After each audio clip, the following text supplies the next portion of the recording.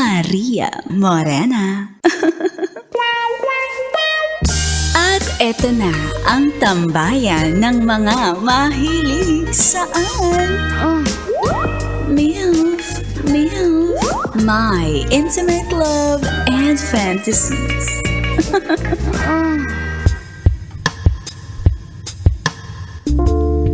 Sa ating episode na pinamagatang, huwag mong hayaang kainin ka ng problema mo. Hayaan mong ako ang kumain sa'yo. May kwento ako. Babae ako at share ko lang ang intimate love and fantasy ko. Mahilig talaga akong mag-club. Lalo na kapag may mga celebration sa office o kaya kapag may birthday ang isa sa mga co-office mates ko. Ako talaga ang nagpaplano niyan. Ikaw na ang planner. Isa na rin siguro sa mga paraan ko para mag-unwind at mag-enjoy pagkatapos ng stress at nakakapagod na buong linggo sa trabaho.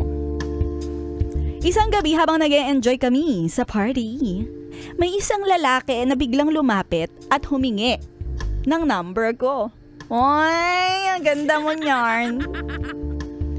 Nung una, hindi ko alam na siya pala ay ang resident DJ sa club na iyon. Oy, mga club DJ hindi Maria Morena DJ, iba yun.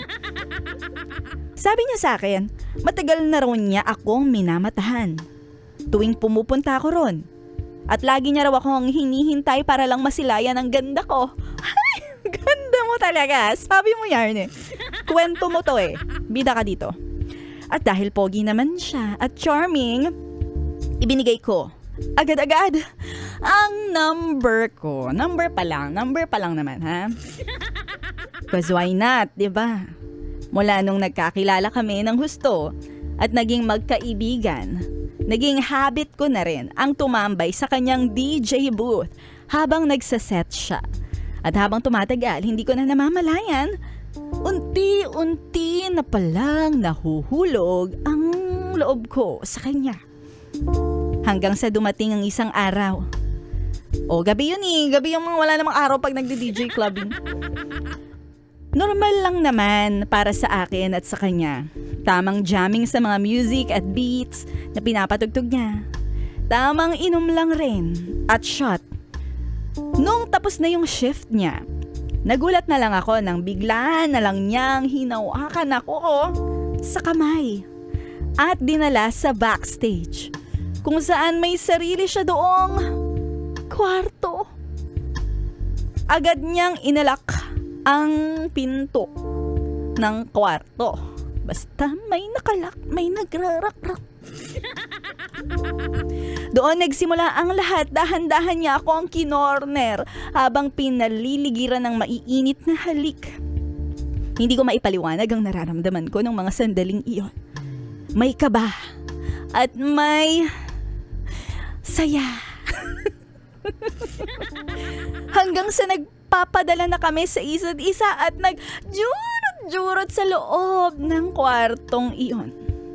Matapos ang lahat, habang nagpapahinga, may napansin akong hindi pangkaraniwan.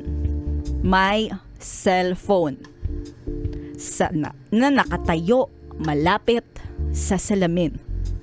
Nakatutok sa amin at nang lapitan ko ito para tingnan, nagulat ako nagulat ako dahil naka-live pala ito sa isang Nyorn website.